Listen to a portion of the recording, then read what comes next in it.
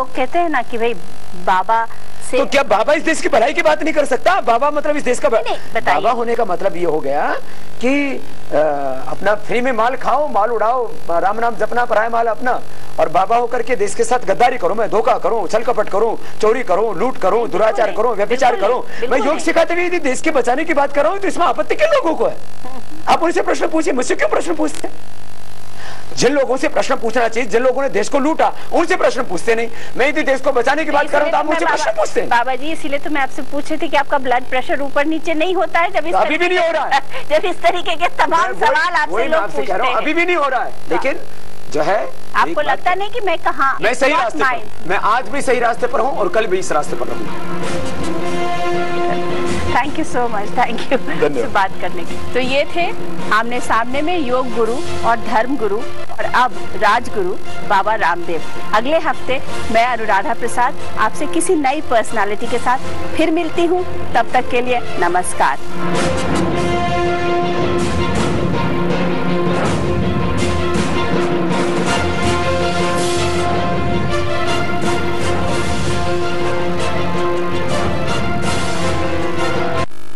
आर्य मनीषी जिनके पुरुषार्थ से यह ओम शांति धाम आश्रम प्रारंभ हुआ।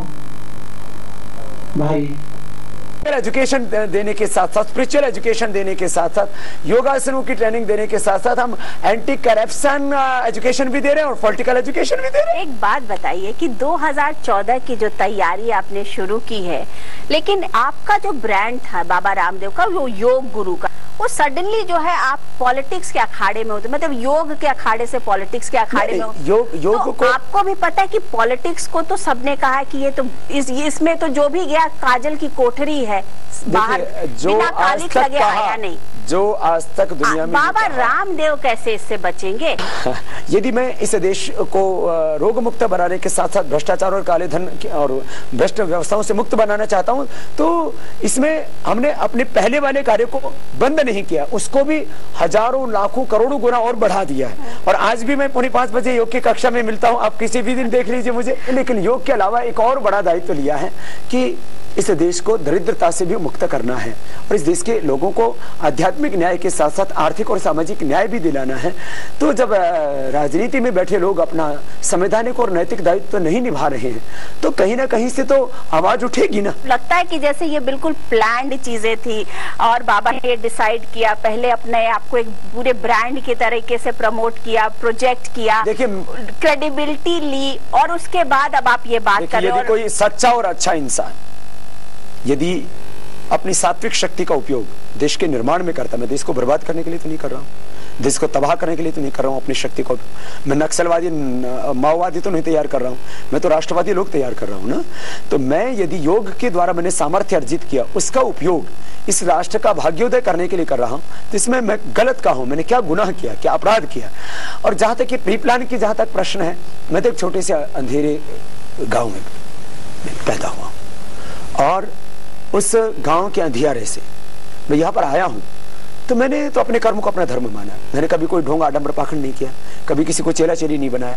मुझे जो कुछ मिला मैंने उसको लोगों तक बांटा। ये मैंने कोई प्लानिंग से नहीं किया। और आज मैं जो कर रहा हूँ, मैं हृदय की गहराई से और एकदम इस बात को सच्चाई से कहना चाहता हूँ कि मैं कोई ऐसा प्लान करके कि मैंने अपने आप को प्रमोट किया, मुझे किसी मल्टीनेशनल ने, किसी राज घराने ने, किसी औद्योगिक घराने ने कोई प्रमोट नहीं किया। मैंने जातिवाद, वंशवाद, परिवारवाद का सहारा नहीं लिया।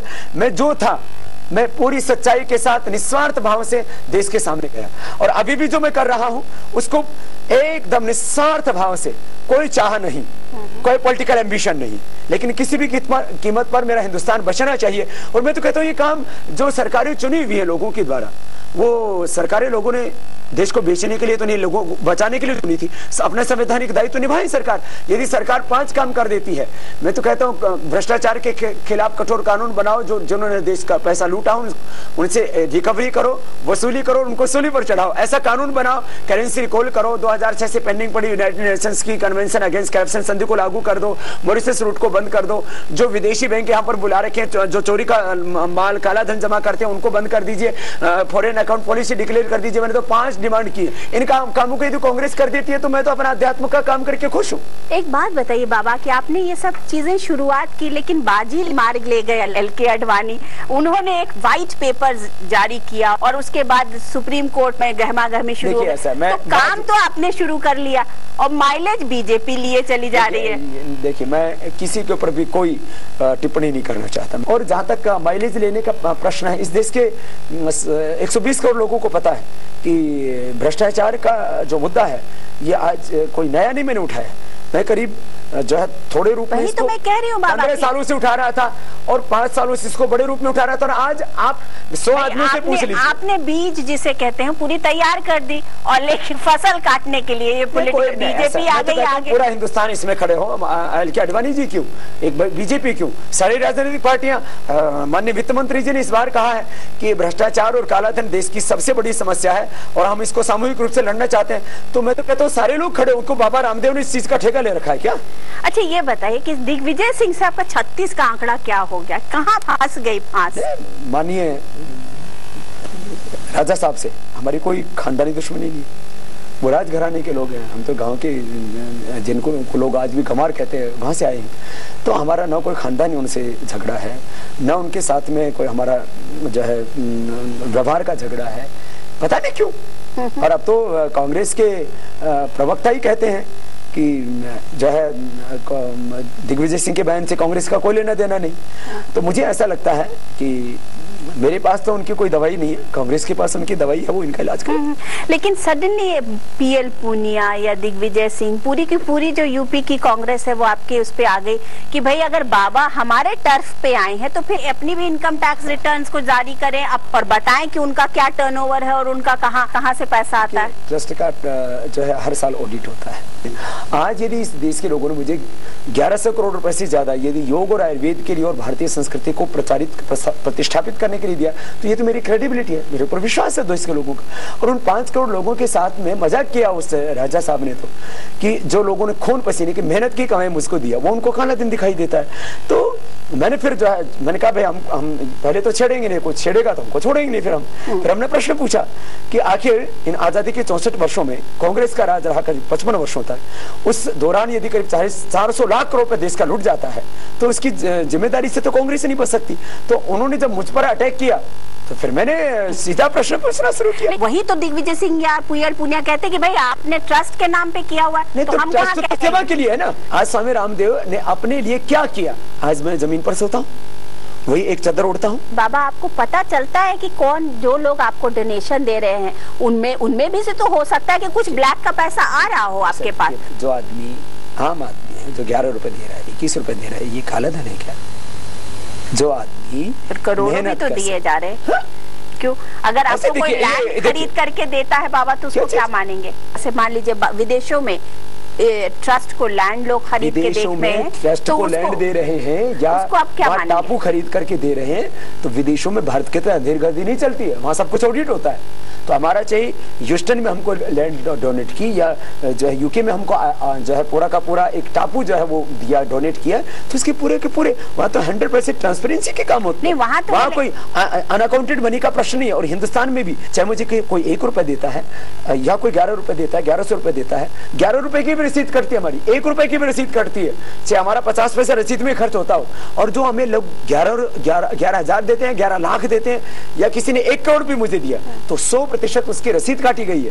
हमारे ट्रस्ट की जो है उसका अकाउंट है वो 100% ट्रांसपेरेंट है। लेकिन कोई भी देश और दुनिया की किसी भी एजेंसी से जांच करा सकता है। आप वाइट में रखते होंगे, देखिए, लेकिन लोग जो दे रहे हैं हो सकता है कि वो ब्लैक का हो। पैसा होने का मतलब या ट्रस्ट के पास में धन आने का मतलब कि अमीरी का मतलब यह है कि बेईमानी? क्या जहां पर भी पैसा सब लोग बेईमान है? मतलब खुद कुछ लोग बेईमान है, वो सारी दुनिया को अब जब बेईमान मानने लगे, ये तो बहुत बड़ा अपराध है। लेकिन बाबा एक बात बताइए कि जब आप राजनीति के अखाड़े में आए हैं तो इस तरीके के प्रश्न तो उठेंगे ना? प्रश्न उठाए ना, तो मुझे आपत्ति क्या है? आप पूछिए, मैं उत्तर दे रहा हूं। मैं ये कह रही हूँ कि अगर दिग्विजय सिंह या PL पूनिया ऐसे देखिए, मैं किसी को देखिए प्रश्न उठाएंगे, मैं किसी के देखो, उन्होंने तो बताया कि बाबा को सरकार की ताकत का पता नहीं है। मैं किसी के औकात यहाँ बताने नहीं जा रहा हूँ। मुझे तो कितने लोगों ने कहा, एक दोनों नहीं, हजारों लोगों ने, कि बाबा जी उनका कोई उनका जो है चरित्र का स्तर क्या है जो आपसे प्रश्न पूछ रहे हैं, फिर भी मैं उत्तर दे रहा हूँ। आप पूछ रहे हैं, मैं उत्तर दे रहा हूँ। अच्छा ये बताइए, उनके भाई को आपने अपने साथ कैसे कर लिया? लक्ष्मण सिंह जी को, दिग्विजय सिंह जी के भाई आपके साथ में खड़े हैं। देखिए, इस हिंदुस्तान के 99% लोग मेरे साथ में हैं और 1% चंद लोग कभी भी भगवान राम के, भगवान सीता का भी, उनके ऊपर भी चरित्र पर प्रश्न उठाए और उनके भी विरोधी थे। और कांग्रेस में भी एक व्यक्ति की मैं बात नहीं कर रहा हूँ, बाकी तो जो गांधीवादी कांग्रेसी हैं, जो सच्चाई को, ईमानदारी को अपना धर्म मानते हैं, देश और स्वदेशी से प्यार करते हैं, वो मेरे साथ में